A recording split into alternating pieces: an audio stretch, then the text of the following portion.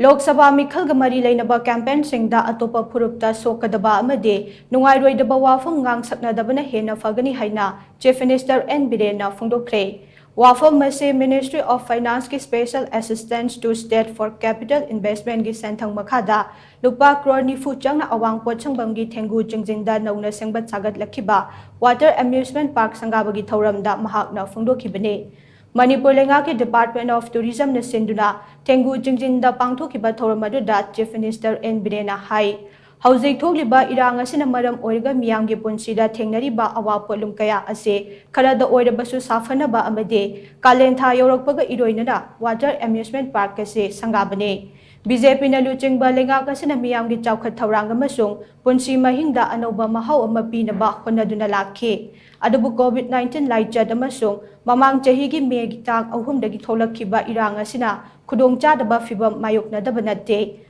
Pumnamak sing asi oiduna su state asiki chawkhat thaurang amade miyamgi punsi mahinda awonba ama purakna bagidamak lengak asina angamba thakta honare state asida khundaminari ba phurup khudingmak ki mafamda emotional attachment purakna bagidamak lengak asina tasin khomjinduna wana honarakhe masigi damak chingi tongan ba mafamda chawkhat thaurangi anoba project kaya paikhatuna thong manaba thak amada punna leiminana ba thabak kaya leptana pangthokle chingi tongan ba mafam mapanda lupa crore nifu humdoi lak kun changna astro turf ki football ground yauna amusement park sing semgat sagat pagi thabak chathare masida sunatana tamenglong dagi jiribam fawbugi anauba helicopter service amasu hauragane loinana thanlon parbung amade morena chingba mafam singi oina su helicopter service thamlagane madugi damak Ministry of Home Affairs na ayaba pirakle Chief Minister Biren na makhatana hai Haujik asi Lok Sabha gi MEEKHAL naksilakpaga iroinana campaign na chingba kaya pangthoknaba hauraklagane matang asida thamningliba wafam de election gi campaign na chingba sing pangthokpada khundaminariba Atoppa Furup sing na Nungairoidaba amasung Sokkadaba wafam sing amata phongdokpigano Manipur gi haujik oiriba fibam asi taraina lobo chumloi Manipur da thokliba irang asigi haurakpam mipum khudingmak na khangnarabane masibu lana puthoknaba MEEKHAL gi campaign da khonarakpai yai asigumba kaya asidagi aikoi checksina leiba mathau tai haujik thokliba irang asigi waroisin puraknaba Prime Minister Union Home Minister Hill Area Committee amade MLA gi thakta lengak asina khotnare irang asigi chapchaba waroisin athubada purakani haina so Chief Minister Biren na makhatana phongdokhi Manipur ang asik kain na bagi machak ama yam hapkrise wadi waro wino TV discussion adagi bohor lep ko ne na tholok ko sin ngang ba Manipur si akoi phurup kaya laige gaise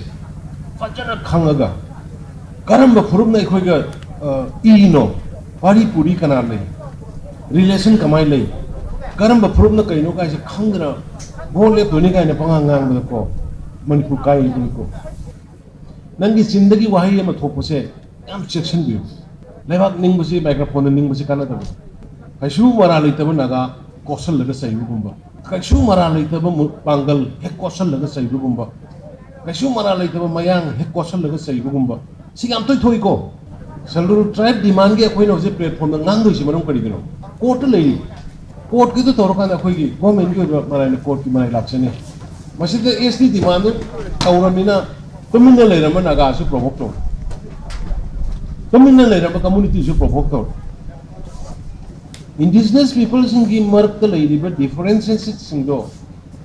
akoi khana raga punnaga unarga wari sarkanda consensus warga na thabak topse natta bida hujik ta somna amma ngangai ni somna amma mungangai somna amma muk torka na koi se adugi poni hujile isi